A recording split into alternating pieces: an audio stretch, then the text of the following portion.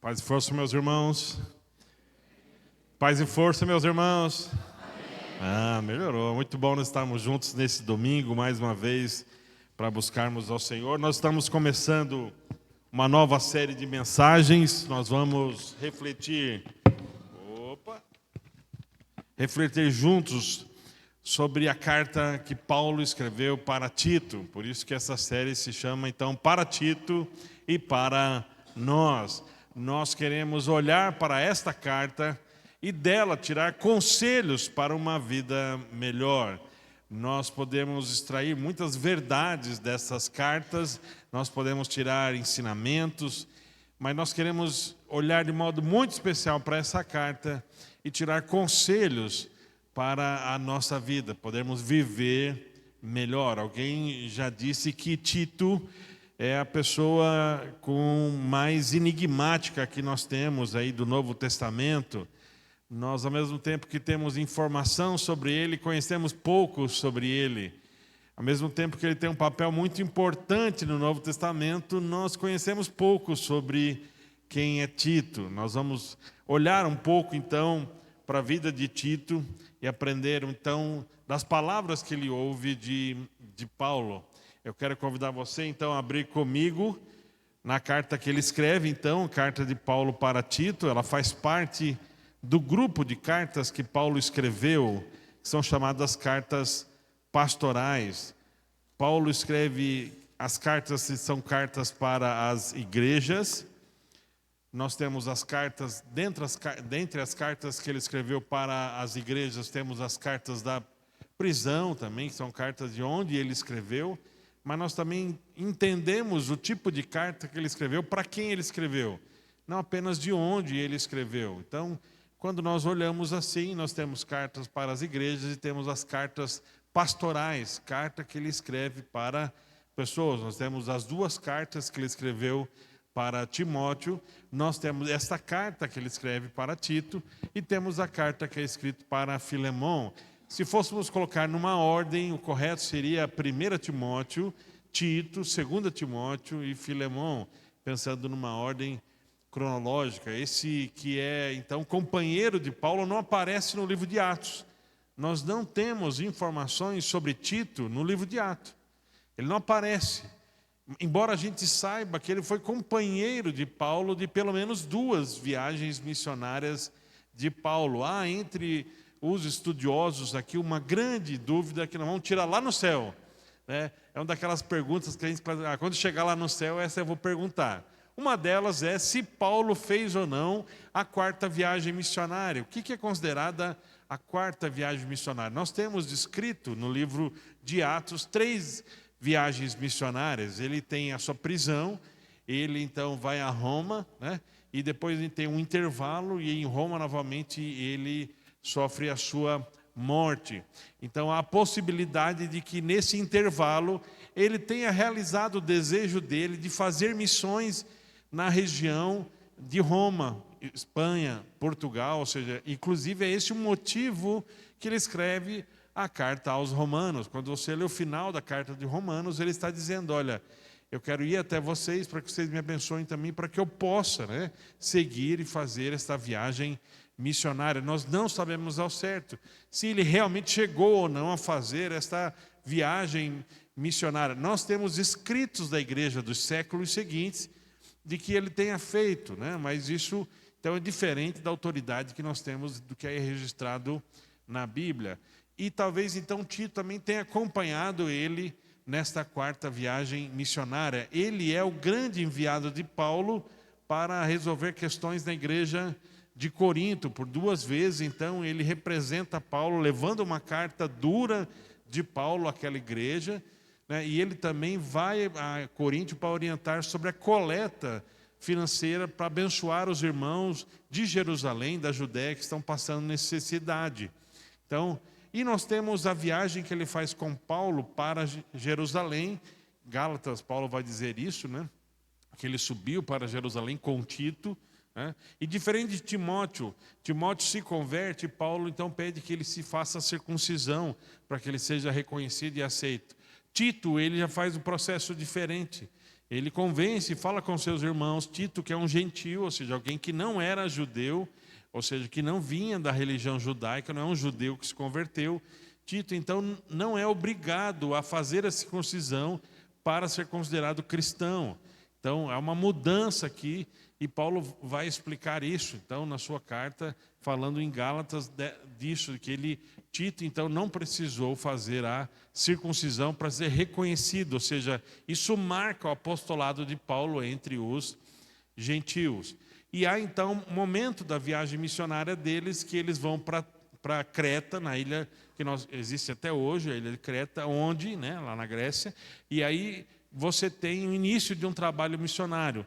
Já existia uma igreja ali, é bem provável que essa igreja que existe ali, ela é fruto do Pentecostes. Quando nós olhamos para o livro de Atos, capítulo 2, nós temos ali relatado que há irmãos de Creta ali. Então é bem provável que esses irmãos que foram tocados pelo Espírito Santo lá no Pentecostes retornam para a sua cidade, e ali começa uma comunidade de seguidores de Jesus que deixam os preceitos do judaísmo, e começam a seguir o Evangelho. É bem provável o núcleo, o início da igreja em Creta é a partir desses irmãos que vieram tocados e motivados pelo o Pentecostes. Então, Paulo vai seguir viagem e deixa Tito em Creta para continuar o trabalho nesse lugar. E a carta que ele escreve, então, é uma carta de orientação para Tito sobre este trabalho. Essa carta, então, que nós queremos agora, pelas próximas semanas, olhar com muito carinho, com muito cuidado. Nós vamos olhar todo o texto mesmo, vamos passear por todo o texto do livro de Tito, e eu convido você a ler durante a semana, leia mais vezes. A cada leitura você vai perceber e vai poder mergulhar mais e mais. A cada conversa nossa aqui, você vai poder olhar de um modo diferente para o livro de Tito, a carta que Paulo escreveu a Tito. Eu quero que você me acompanhe. Tito, capítulo 1, nós leremos os 5 primeiros versos. Tito 1, de 1 a 5. Pode deixar, aí a hora que for para mudar eu aviso, tá bom?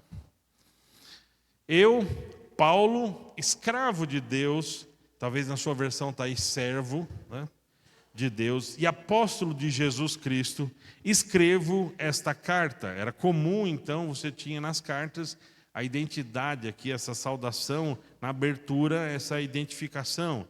Fui enviado para fortalecer a fé daqueles que Deus escolheu, sua versão talvez está aí, eleitos de Deus, e para ensinar-lhes a verdade que mostra como viver uma vida de devoção. Sua versão talvez traga aí que é a fé dos eleitos de Deus e o conhecimento da verdade. Essa verdade lhes dá esperança da vida eterna que Deus, aquele que não mente, prometeu antes dos tempos eternos. E agora, no devido tempo, Ele revelou essa mensagem que anunciamos a todos por ordem de Deus, nosso Salvador. Fui encarregado de realizar esse trabalho em favor dele. Escrevo a Tito, meu verdadeiro filho na fé, que compartilhamos. Que Deus, o Pai e Cristo Jesus, nosso Salvador, lhe deem graça e paz. O título da minha reflexão hoje com você é Espelho, Espelho Meu. Repita comigo: Espelho, Espelho Meu. Espelho, Espelho Meu. Eu quero tirar esse conselho dessa abertura, na saudação inicial da carta de Paulo aqui a Tito, Então, e eu quero que você também olhe comigo o versículo de número 5. Eu deixei na ilha de Creta, para que você completasse o trabalho e nomeasse presbíteros em cada cidade, conforme o instruí. Semana que vem, nós vamos olhar o restante dessa orientação de Paulo sobre a escolha de presbíteros e líderes para a igreja. Quando eu olho para esse texto, em primeiro lugar, eu queria mostrar para vocês por que eu fui motivado aqui a pensar em conselhos de como viver melhor. De onde eu encontro daqui das palavras de Paulo sobre isso que é viver melhor. Não imagine que isso é fruto de autoajuda, ou você pensa em uma mensagem coach. Não, quando nós olhamos para as palavras iniciais de Paulo aqui a Tito, ele está mostrando uma relação muito importante que nós temos na vida espiritual, que é, ou seja, a relação que nós temos entre o que cremos e o que vivemos. Ou seja, há uma constante aqui exortação da palavra de Deus que não apenas a gente saiba sobre o que nós cremos, mas também a gente viva o que nós cremos. Ou seja, eu e você somos desafiados a viver melhor. Cristo mesmo nos falou: eu vim para que você tenha a vida e uma vida abundante. E você vive uma luta para que você não viva melhor. Então, quando eu olho para cá e eu vejo Paulo exortando a Tito aqui, ele vai dizer que há uma relação entre a fé, ou seja, e quando Paulo fala de fé aqui, há momentos em que essa descrição sobre fé é doutrina, né? E inclusive durante a carta ele vai falar sobre sã doutrina, ele vai mostrar sobre isso. Mas aqui, a expressão de Paulo aqui, o desejo de Paulo é sobre o que nós cremos. Ou seja, aqui quando Paulo está desafiando e pensando, qual é a fé que você tem? Essa fé que você tem. Ou seja, e ele vai diferenciar fé e conhecimento. Ou seja, por isso que aqui nós não temos doutrina. Ou seja, aqui a fé é aquilo que nós temos e nós temos o conhecimento. Ou seja, as informações, aquilo que constrói a nossa relação com a verdade. Ele está dizendo que há uma verdade que nos guia. E há uma relação entre fé e conhecimento. E que isso é uma relação contínua, ou seja, ela nos leva a viver diferente. Ou seja, nos leva a viver de um modo diferente. Por isso que, para mim, ao olhar para essa carta, eu quero entender de Paulo, encontrar com você conselhos de como nós vivemos a vida que Deus tem para mim e para você. Alguém já separou na carta de Tito, dizendo que ela tem 3 grandes públicos aqui. Paulo escreve para Tito, ou seja, na dimensão pessoal. Então, há lições para a dimensão pessoal. Paulo escreve, ou seja, para a liderança. Então, há uma dimensão aqui de orientações para a liderança.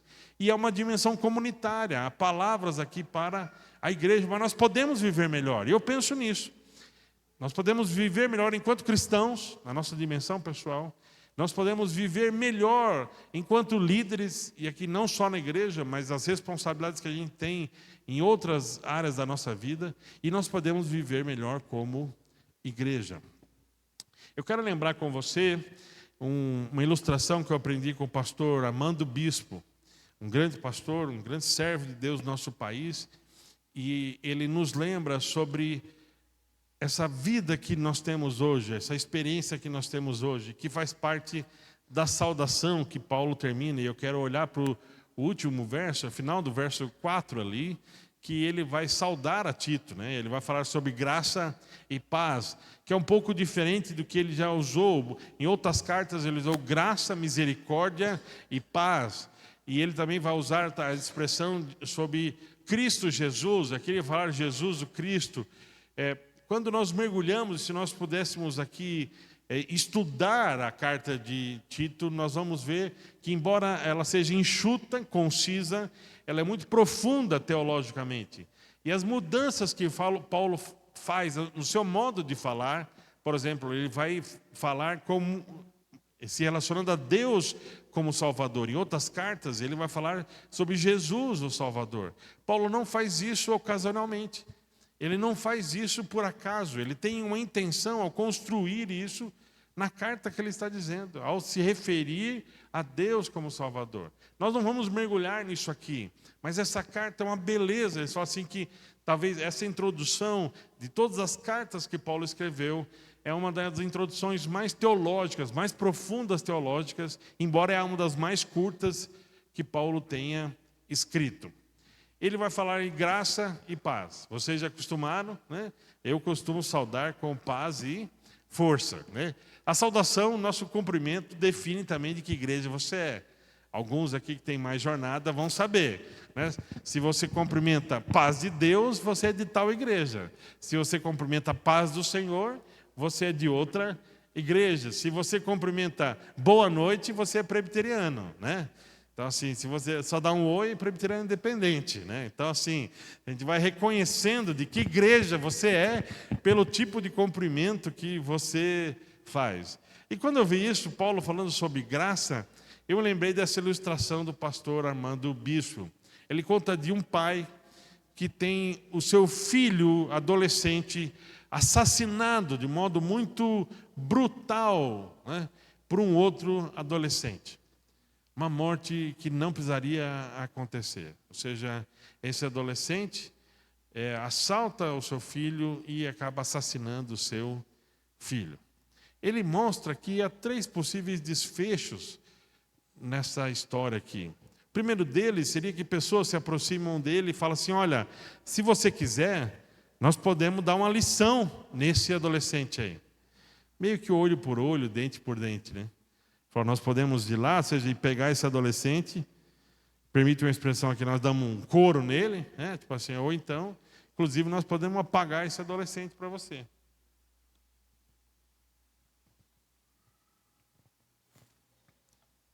O pastor Armando Bispo que fala que uma outra possibilidade é esse pai, então, ele vai até a justiça e busca que, então, esse adolescente seja criminalizado, preso e tudo mais.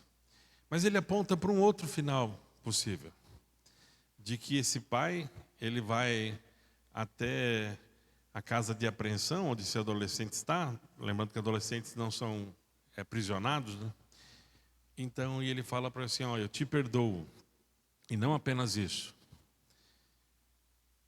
Eu perdi meu filho, e a partir de agora, tudo o que eu fazia e que eu dava para o meu filho, agora eu vou dar para você. Você será o meu novo filho.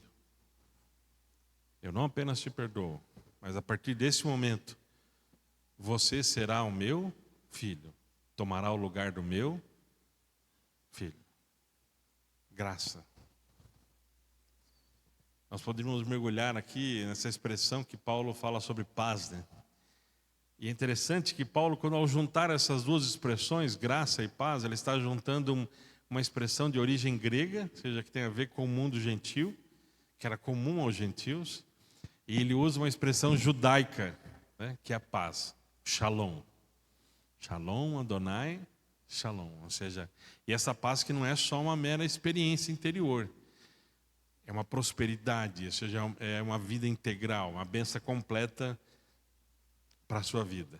Paulo, ao juntar isso, ele está dizendo: a igreja é essa mistura aqui. A igreja não é só de gentios, a igreja não é só de judeus. A igreja é formada de pessoas que são alcançadas por esse Deus.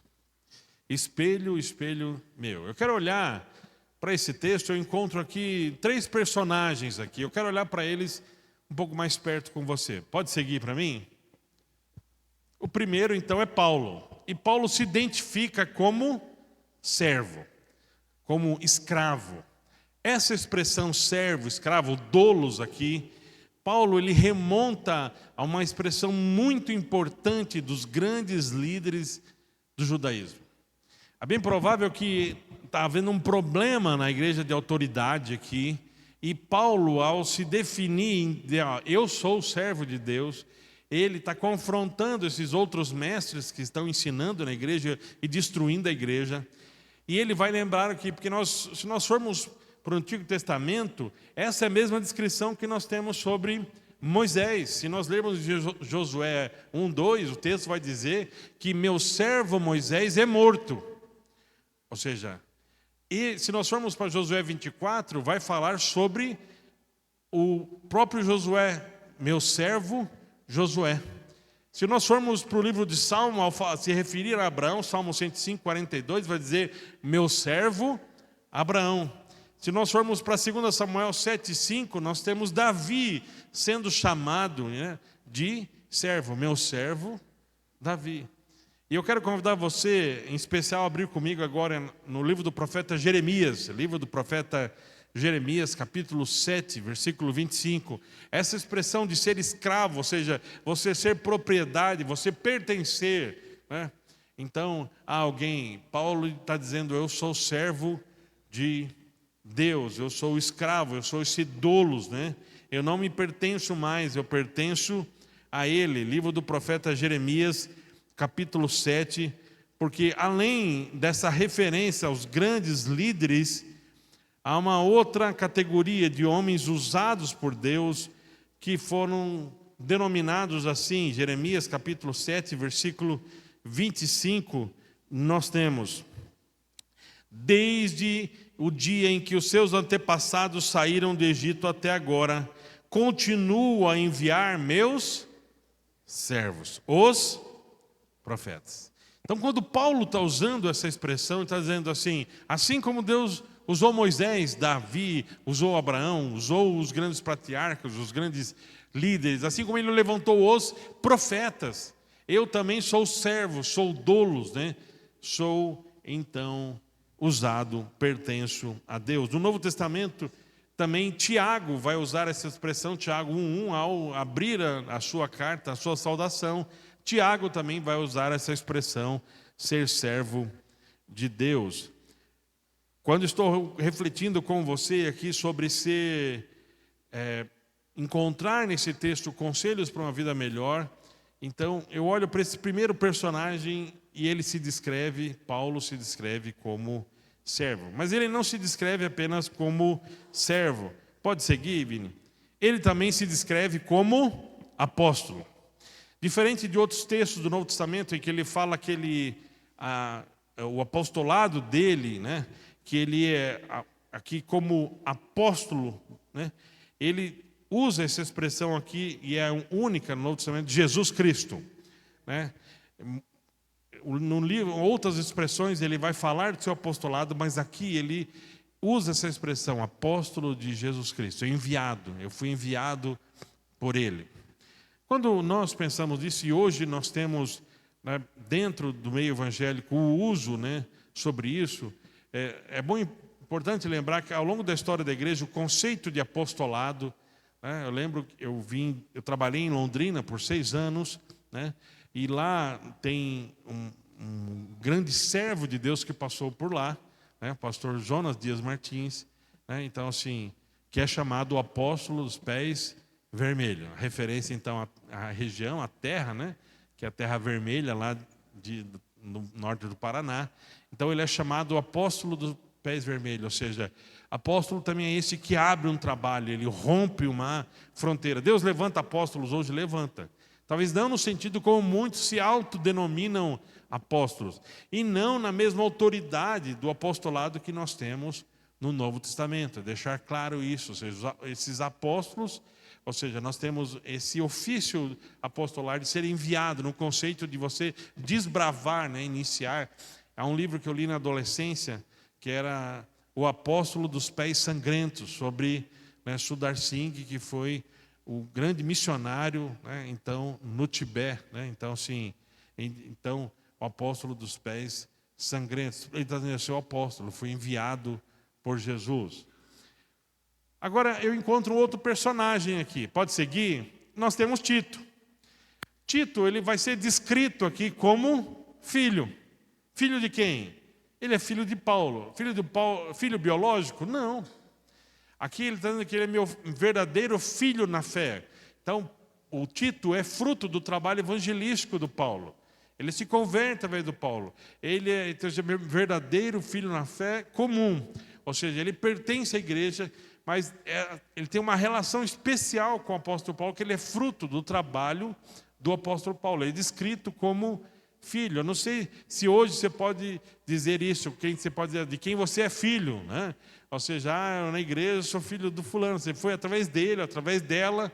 No nosso culto aqui no Café Culto, de 32 anos, nós ouvimos muitos testemunhos assim, eu sou fruto de tal irmão, trabalho de tal irmã.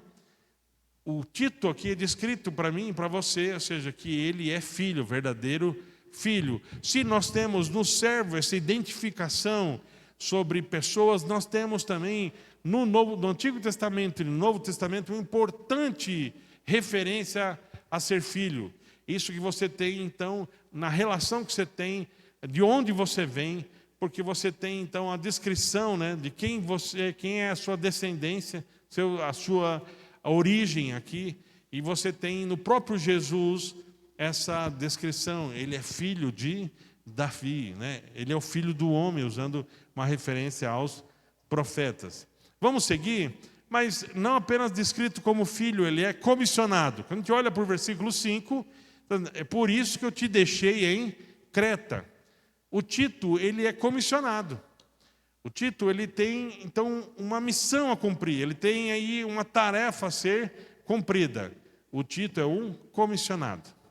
Se o Paulo se descreve aqui como apóstolo e ele tem uma tarefa a ser cumprida, ele está dizendo, e nós, quando vamos olhar aqui, o versículo 5, ele vai dizer que eu te deixei para organizar as igrejas e colocar presbíteros, são tarefas diferentes. Provavelmente Tito tinha habilidade de gestão, de administração, de liderança, então ele é deixado na ilha de Creta para organizar as igrejas.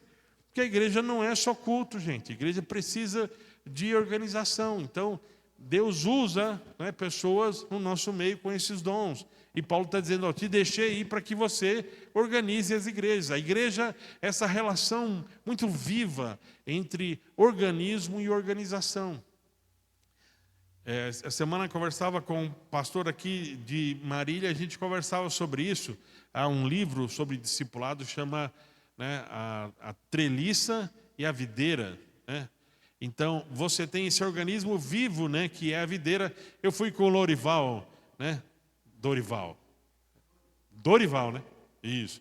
Lá na plantação, né? Ali, né? Então, aí ele me mostrou lá, maracujá, né? Eram os maracujá lá, né? Então, assim, e você tinha a estrutura onde tudo aquilo acontece. Tem uma treliça ali. Só que não adianta ter só estrutura, sem a videira. Mas a videira também precisa da treliça, para ela poder ser a videira, ou seja, ela poder dar seus frutos da melhor maneira possível. Isso é mútuo, né? Então, você tem essa relação mútua na igreja entre organismo e organização. Tem igrejas que valorizam demais a organização e esquecem do organismo vivo. Tem igrejas que querem viver só o organismo vivo, mas às vezes passam por problemas de organização, ou seja, que impedem de poder viver como organismo. E é por isso que ele é deixado, ele é comissionado por Paulo para isso. Há um outro personagem que eu identifico, pode seguir aqui, que é a igreja. Ele vai descrever a igreja, esses irmãos lá de Creta. E eles vão dizer o quê? Eles são os eleitos de Deus. Então, eles são escolhidos por Deus. Esses irmãos aqui, ou seja, eles são separados por Deus, eleitos por Deus. Ele vai usar uma expressão que é uma dessas referências teológicas que eu falei da profundidade dessa saudação, que ele vai dizer que isso vem antes dos tempos eternos e no devido tempo. Paulo usa essas duas expressões temporais, ou seja, daquilo que Deus já determinou e do que está acontecendo agora no devido tempo. Agora, essa igreja, né, que é eleita por Deus, e reconhecer isso, e aqui eu quero, com muito cuidado, dizer isso para vocês, né? Fiquem tranquilos, eu sou reformado, tá? Então, assim, fiquem muito tranquilos sobre isso. Mas uma dificuldade que nós que temos essa maneira de compreender as verdades eternas, com o olhar da teologia reformada, nós muitas vezes perdemos o respeito e perdemos, ou seja, o cuidado da nossa relação com pessoas que enxergam as verdades eternas de outra maneira. E isso às vezes é difícil, porque qual que é esse limite? Às vezes nós temos pessoas que apenas pensam diferente, e tem pessoas que pensam de modo oposto. Por isso que às vezes determinar o que é fé cristã, o que é seita, o que é heresia, às vezes tem uma linha muito fina aí. Mas especialmente nisso que nós chamamos da relação do calvinismo e do arminianismo, né, nós temos uma grande dificuldade. A gente foi ensinado a brigar. Eu cresci assim, a igreja onde eu cresci, a gente era ensinado a brigar com todo mundo, para se defender como presbiteriano independente. Você era ensinado a dizer o que tinha errado no metodismo, dizer o que tinha errado nos batistas, o que tinha errado, né, nos assembleianos, o que tinha errado. Ou seja, a gente aprendia os defeitos, né, tudo que a gente não concordava nas outras igrejas. Mas eu não me recordo de nenhum momento de que alguém chegou para mim, como adolescente jovem, e disse assim, o que tinha de belo naquela igreja, do que tinha de bom naquela teologia. Eu só fui ensinado a enxergar os problemas nas outras perspectivas teológicas. E nós estamos falando de igrejas cristãs, igrejas irmãs. A gente foi ensinado a brigar. Eu não estou dizendo que nós vamos mudar nossa opinião, não. Fiquem tranquilos, vocês têm um pastor reformado, tá? Fiquem bem tranquilos sobre isso. Só que ao longo desses anos eu aprendi isso. Ser uma igreja acolhedora não é só abraço e sorriso. É o quanto você tem a capacidade de conversar e acolher quem pensa diferente de você. Não é concordar com quem pensa diferente de você. Acolher é diferente de concordar. A gente não consegue se relacionar com quem pensa diferente. A gente tem dificuldade. Eu sempre, na igreja nós plantamos lá em Rio Preto, eu sempre dizia isso. A gente consegue ser mais amigo de alguém que é de uma linha, de uma espiritualidade animista, de uma espírita ou algo assim, do que, por exemplo, um católico. A gente consegue respeitar muito mais um espírita, né, um umbandista, né, do que um católico. Porque a gente foi ensinado a brigar. A gente foi ensinado a dizer o que eles têm errado. Paulo aqui, quando ele mergulha nesse conceito de eleição, e eleição é um conceito muito importante para nós. E é mesmo. É o nosso modo de entender esse mistério da salvação. Ou seja, mesmo as pessoas que entendem o mistério da salvação de um modo diferente, mas respeite isso. Ou seja, a pergunta é, irmão, você confia, né, de que Deus te amou e te amou de modo que ninguém mais te amou? O pastor Brennan Manning, né, ele diz isso. Ao chegar lá no céu, a única pergunta que Jesus vai fazer para mim e para vocês é assim: você acreditou realmente que eu te amei?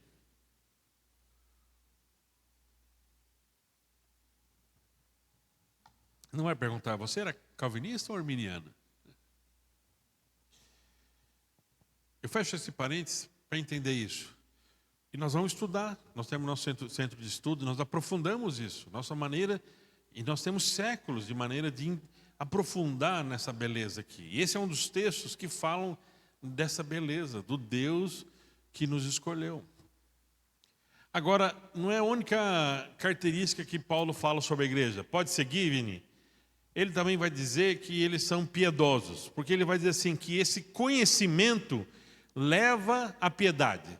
Esse conhecimento leva a uma vida piedosa. Se nós podemos falar que a fé sem obras é morta, nós podemos dizer que o conhecimento sem piedade é morto. Ou seja, se a fé sem obras é morta, o conhecimento sem uma vida piedosa, ele é nulo, ele é superficial. Ou seja, o conhecimento, ele leva a vida piedosa. Ele leva uma vida prática. Ele se revela, ele dá fruto, ele se mostra. Nós vamos lembrar isso. Pedro também vai dizer sobre a igreja. Nós somos separados por Deus. E as nossas boas obras vão mostrar quem nós somos. A gente foi tirado das trevas para a sua maravilhosa luz, para revelar. Ou seja, isso leva a uma transformação de vida. Leva a uma mudança de vida. Ele está dizendo que essa igreja, esses irmãos, não apenas são eleitos, eles também têm uma vida piedosa. Agora, eu não sei se você percebeu, mas eu separei intencionalmente essas características. Pode seguir, Vini? De que nós temos identidade e responsabilidade. Quando eu falei de Paulo, de Tito e da igreja, nós falamos de identidade e de responsabilidade. Paulo é servo, identidade. E ele é apóstolo, responsabilidade. Ele falou de Tito, Tito ele é filho, é identidade, ele é comissionado, é a sua responsabilidade. A igreja é eleita, é a sua identidade, e ela é piedosa, a sua responsabilidade, a responsabilidade de como eu tenho que viver a minha vida. Por que eu fiz questão de separar isso? Porque nós precisamos mergulhar, ou seja, na relação que nós temos entre nossa identidade e a nossa responsabilidade para experimentar a vida que Deus tem para nós. Quem não mergulha na sua identidade não consegue viver a sua responsabilidade. E não há como viver o que Deus tem de melhor para nós, né? E permita usar essa expressão dessa maneira, embora o melhor de Deus para nós é Jesus. Ou seja, Deus não precisa mandar algo, porque Ele já mandou o melhor dele para nós, que é Jesus. Mas viver esse algo novo de Deus, nós vamos trabalhar, aprofundar a nossa identidade e viver a nossa responsabilidade. O tema da minha mensagem é esse: espelho, espelho meu. Onde eu me enxergo? Onde eu e você nos enxergamos? E eu quero agora aqui abrir um parênteses para falar sobre identidade. Pode seguir? Há uma diferença entre personalidade e identidade. Personalidade é aquilo que eu e você trazemos, que são traços estáveis da nossa formação, aquilo que pouco muda durante a nossa vida, ou seja, tem a ver com o que nós somos constituídos, né? Agora, a nossa identidade é como a gente se enxerga, uma construção também social. Por isso que nós temos, e quem é aqui do mundo corporativo e já viveu isso, os testes de personalidade. Até na igreja a gente tem isso, né? Nós temos um teste de personalidade que ficou muito famoso na igreja, das 4 grandes áreas, né? Que você era fleumático, quem lembra aqui?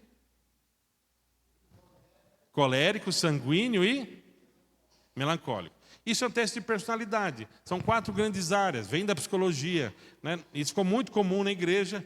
Hoje, nós, na verdade, tem uma outra grande linha que chama os Big Fives, né? Que são 5 áreas, né? Uma delas é sobre extroversão e introversão, ou seja, o quanto eu consigo me relacionar com os outros ou não, e entender a minha personalidade. E se nós trazermos isso para um viés, compreender a vida espiritual, personalidade é aquilo que Deus já nos transformou. A nossa personalidade enquanto ser humanos é formada entre os 0 e 5 anos. Depois de 5 anos, fechou a caixinha chamada personalidade. Depois de 5 anos, gente, você só reforma a personalidade, né? O Léo está com o Henrique no colo ali, ou seja, eles estão formando a personalidade do Henrique. Já a vida dele intrauterina já trouxe aspectos da formação da personalidade dele. Hoje a ciência já nos fala isso. Ou seja, como a mãe viveu a sua gestação, já tem impacto na formação da... Mas até os 5 anos, o Henrique vai fechar a personalidade dele. Não muda mais depois. Você só aperta o parafuso, só ajusta. Eu e você. Por isso que hoje, cada vez mais, há uma preocupação com a primeiríssima infância, como nós chamamos. Porque é onde nós formamos o caráter, a personalidade das pessoas. Ou seja, muito se discute sobre identidade, mas nós esquecemos, Deus nos regenerou, a nossa personalidade. Ou seja, e nós temos uma transformação daquilo de como nós nos vemos. Como eu me enxergo? Qual é a minha identidade? Paulo vai dizer assim, eu me enxergo, eu me vejo como servo, eu me vejo... Tito vai se ver como filho de Paulo aqui. A igreja se reconhece como eleita de Deus, identidade. E aqui nós precisamos entender responsabilidade. Muitos não conseguem cumprir suas responsabilidades porque não querem tratar a sua identidade. Você não vai melhorar nas suas responsabilidades enquanto você não mexer em dores, situações, questões que abordam a sua identidade. Ou seja, quem eu sou? Toda vez que eu falo sobre identidade, eu gosto de lembrar, né, a minha experiência também pessoal. Ou seja, eu vim do Sul, né, e lá a gente, é comum a expressão ser bugre, né? Bugre, essa mistura, né, que é de português, de índio e tudo mais ali, tal. E meu pai é meio isso, né? O seu Moreira, então assim, porque do que é a minha família? Não, minha família é de alemão. Minha família é de português, não, é de espanhol, né? Tanto que a personalidade é marcada por isso, né? Falar assim, tem sangue, né, espanhol, né? Então italiano, vai parlando, né? Minha mãe é 100% italiana, dos dois lados, né? O meu avô, então, o João Mondini e a minha avó Catarina Bisnes, se juntaram lá, mas 100% italiana. Dos dois lados, né? Eu sempre ouvi essa piada, né? O italiano caiu do navio, né, e conseguiu chegar até a terra, né, sem se afogar, né? Mas por quê? Né? Porque ele veio parlando, e chegou até o Brasil, né? Então, personalidade. Aí eu olhava, mas é parte do meu pai. É uma mistura, né? Porque assim, é judeu, mistura. Depois eu descobri que também tem parte de judeu novo, tem português, tem índio, tudo misturado ali, que era bugre, né? E recentemente eu descobri que, na verdade, o bugre ainda tem mais uma questão. Que os bugreiros, na verdade, durante o Império Colônia, foram contratados, eram mercenários contratados pela coroa para disseminar os índios da região, né, do norte de Santa Catarina e do litoral de Santa Catarina, para que pudesse ser colonizado. Ou seja, eles foram contratados pela coroa, os bugres, né, então os bugreiros eram enviados, né, então essa miscelânea toda aí, porque eles vão, no que eles também vão disseminar, né, todas as aldeias indígenas da região, que quase não tem mais nenhuma ali. Ou seja, os alemães chegam lá, acham uma terra linda, maravilhosa, e eu nunca entendia isso, né? Vieram da Europa para colonizar, olha, Curitiba, Joinville, está tudo lindo. Tudo lindo porque os índios já tinham sido tudo massacrados, né? Pago, né? Os bugreiros foram pagos para limpar a terra, para a turma vir depois, né? Aí eu vim descobrir agora, recentemente, estudei em Santa Catarina, né? Tem alguns pesquisadores da faculdade da Universidade Federal de Santa Catarina que estão debruçando sobre isso. E é isso que a gente chamava de bugreira, agora entendi de onde vem a mistura. Porque, imagina, eles vão para lá, ou seja, aí eles tomam mulheres, tomam tudo, ficam ali, né? Faz essa mistura toda. Então a Ayla me perguntou, mas aí, pai? Falou, você tem da parte do papai uma mistura, que é um pouco de português, índio, né?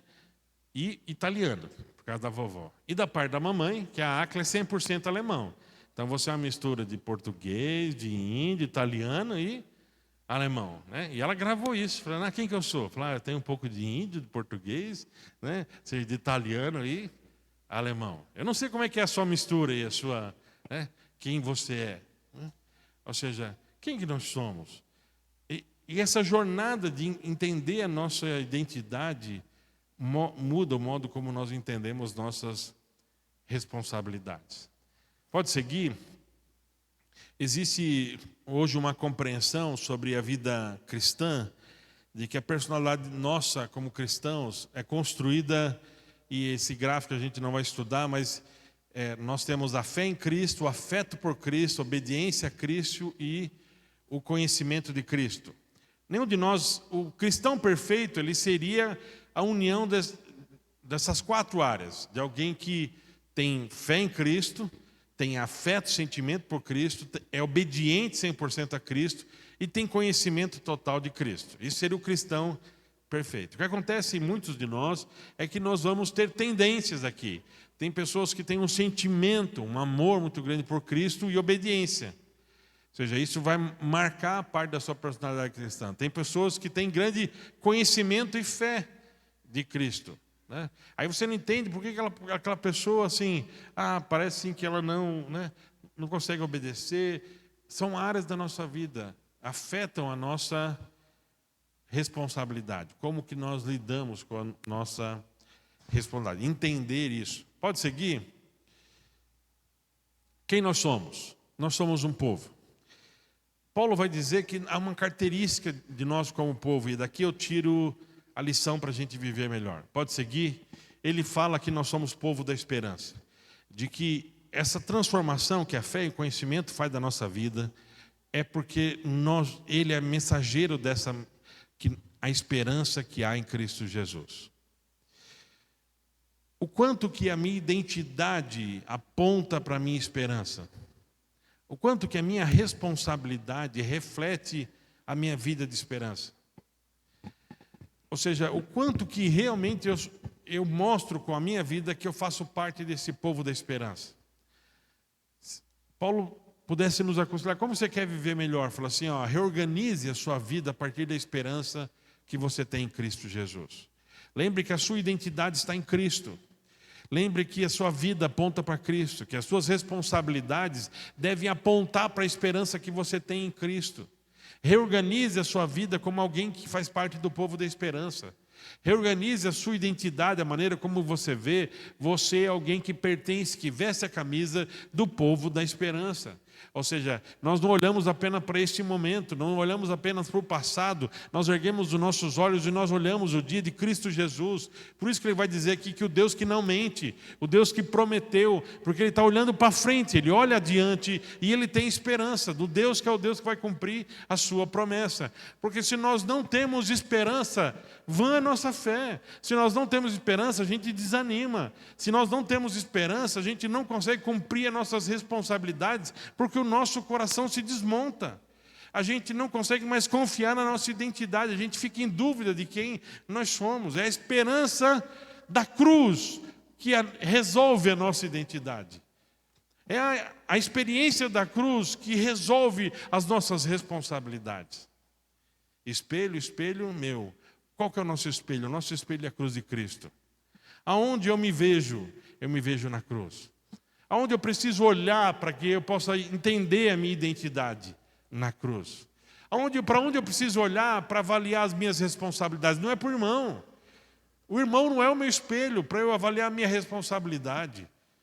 A cruz é o espelho onde eu me vejo assim, como que eu posso cumprir a minha responsabilidade? Ou seja, se o modo como eu estou vivendo está apontando para a vida de esperança. Quais as responsabilidades que Ele tem para nós? Muitos de nós aqui pensamos que as nossas responsabilidades estão limitadas à igreja, não é? Tanto quanto eu sou responsável aqui, semana que vem nós vamos olhar para as características dos presbíteros, Paulo vai trazer à tona de que o que eu vivo fora da igreja reflete a minha autoridade na igreja. Ou seja, a minha responsabilidade, ela precisa ser passada, filtrada, escaneada, esquadrinhada pela cruz. A minha identidade precisa ser marcada pela cruz. Eu e você somos chamados a rever a minha identidade. Por isso que a gente tem segurança que eu sou salvo. Eu tenho segurança de que eu sou amado, eu sou aceito. Isso tem a ver com a minha responsabilidade. Eu fui perdoado. Quando eu olho para a cruz, eu lembro disso. A cruz me lembra que eu sou aceito por Deus, eu sou amado por Deus. A cruz me lembra que nele eu fui aceito. E isso renova a minha identidade. Quando eu olho para a cruz, eu vejo que eu tenho perdão dos meus pecados. E quando eu erro nas minhas responsabilidades, que Ele vem em mim para recomeçar. Quando eu vou para a cruz, eu sei que eu não sou perfeito. E que Ele me aceitou antes mesmo de eu poder fazer o que eu tenho que fazer. De que eu já fui amado por Ele antes mesmo de cumprir as minhas responsabilidades. Eu não fui aceito porque eu cumpri minhas responsabilidades. Eu fui transformado, aceito, para que então uma nova pessoa eu possa viver as minhas responsabilidades. É um processo de Deus na minha e na sua vida. Hoje Ele nos chama a viver isso. A minha marca, eu sou o povo da esperança. Nós vivemos para a esperança. Eu olho para o meu casamento tem que refletir esperança. Quando eu olho para a minha vida espiritual, ela tem que refletir esperança. Quando eu olho para a maneira como eu olho, porque o governo isso, política aquilo, nós temos que refletir esperança. O mundo vai de mal a pior, gente, não vai melhorar. Você vai para a Escritura, fala que o mundo vai melhorar? Não vai. Só que o mundo hoje está melhor, porque ele fala assim, porque a igreja está aqui ainda. O que tem de bom acontecendo ainda, e Deus está preservando, é porque a igreja está aqui. E Ele fala que nós somos sal, nós fazemos diferença. O mundo como um todo vai piorar. Só que onde nós estamos, nós vamos levar mudança. No meio de um caos, nós vamos ter casamentos que são casamentos da esperança. No meio de um caos, nós vamos ter relacionamentos saudáveis no mundo de relacionamentos destruídos. No meio de um caos de vidas emocionais e mentais cada vez mais doentes, nós vamos ser pessoas saudáveis porque nós pertencemos à esperança. Nós somos uma comunidade de contraste. A nossa esperança faz contraste com esse mundo. A nossa esperança faz contraste com essa realidade. Isso é ser um povo da esperança. Não é ser um povo do conhecimento da esperança. O que Paulo está dizendo aqui para mim e para você, não é que eu tenho informações sobre a esperança. A esperança me guia. A esperança está viva em mim. A esperança não é uma informação que eu tenho. A esperança é o que orienta a minha caminhada. Nós somos povo da esperança. Eu quero terminar com as palavras de alguém que viveu crendo na esperança. As palavras são palavras de um pastor que viveu nos momentos mais caóticos que nós tivemos na sociedade moderna. Ele foi pastor na Alemanha entre a Primeira e a Segunda Grande Guerra. Em especial, durante a Segunda Grande Guerra, ele é um pastor que se posiciona e olha para o que está acontecendo. Inclusive, ele olha para a igreja, a maneira como a igreja está esquecendo da sua identidade, esquecendo da sua responsabilidade. E por conta da sua postura de entender quem ele é e a sua responsabilidade, ele vai ser preso pelo regime nazista. Ele é preso pelo regime nazista e o que ele imaginava, uma prisão que duraria talvez alguns meses e que em breve ele seria soltos, se tornaram anos de cárcere. E esse que está ali anos encarcerados, ele não vai chegar a ver a sua libertação. Da prisão ele escrevia para a sua família, escrevia para amigos. Da prisão ele deixou também escritos que foram encontrados depois de que ele escrevia e guardou na sua cela. E entre uma das cartas a um amigo ele escreve esse poema que chama Quem Sou? Ele é Dietrich Bonhoeffer, pastor luterano. Quem sou? Frequentemente me dizem que eu saí do confinamento da minha cela tranquilo, alegre, firme, como um senhor de mansão que tem no campo. Quem sou eu? Frequentemente me dizem que eu costumo falar com os guardas da prisão de modo confiado, livre, claramente, como se eu é quem desse as ordens. Quem sou eu? Também me dizem que eu superei os dias aqui de infortúnio de modo orgulhoso e amável, sorrindo, como quem está habituado a vencer. Sou, na verdade, tudo o que eles dizem de mim?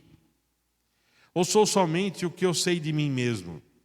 Inquieto, ansioso, enfermo, parecendo uma ave enjaulada, tendo dificuldade para respirar, como se me afogasse, sedento de cores, sedento de flores, sedento do canto dos pássaros, faminto de palavras bondosas, de expressões de amabilidade, com a expectativa de grandes coisas, temendo, impotente, a sorte de amigos distantes, cansado, vazio de orar, de pensar, de fazer, exausto e disposto a dizer adeus e a tudo.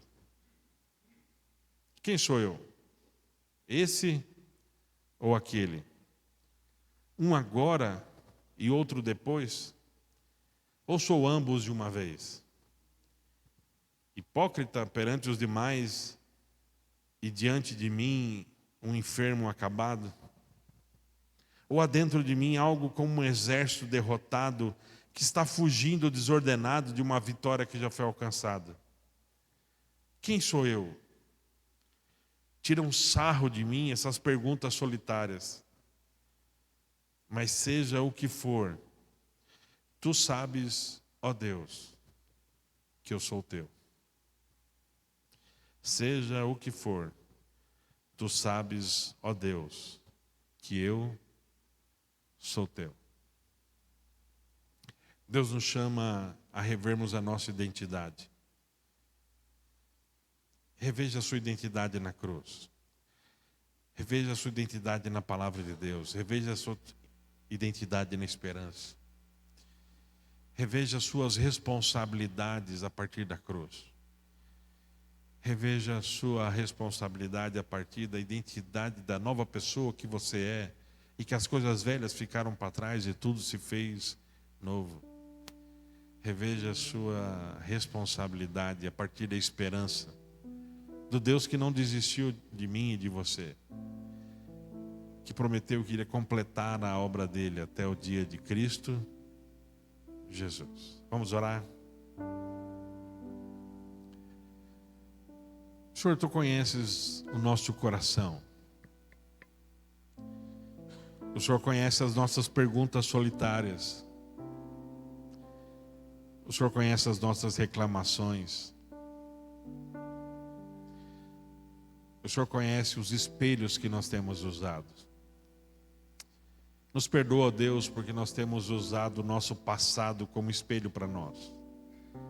Nos perdoa, Senhor, porque nós usamos outras pessoas como espelho para nós. Nos perdoa, Pai, porque muitas vezes nós olhamos para o mundo de hoje como espelho para nós. Ergue os nossos olhos para a cruz. Ergue os nossos olhos para onde realmente devemos rever nossa identidade. Aquece o nosso coração mais uma vez como povo da esperança. Pai, somos sofridos, mas somos da esperança. enfrentamos lutas e dissabores, mas ainda somos povo da esperança. Somos imperfeitos, mas perdoados.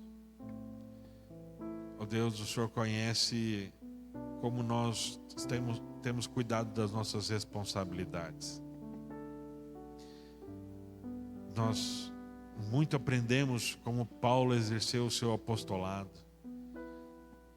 Nós estamos nos debruçando na carta de um Tito que foi comissionado por ele.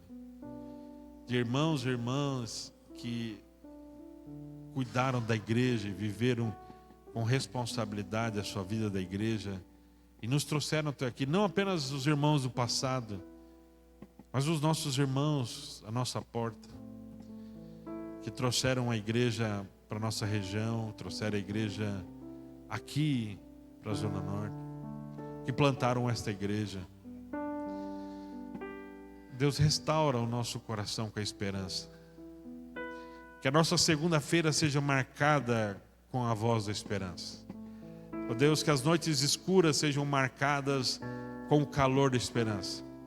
Ó Deus, que os momentos de solidão sejam marcados, ó Pai, com a experiência da esperança. Nós precisamos de Ti, Senhor. Que Teu Espírito que em nós habita nos renove o coração, para renovarmos nossa identidade, renovarmos nossas responsabilidades pela cruz. Obrigado pela cruz. Obrigado pelo Teu grande amor revelado em Jesus. Obrigado porque nós podemos dizer que somos Teus, mesmo errando em nossas responsabilidades. Em nome de Jesus, nós oramos. Amém.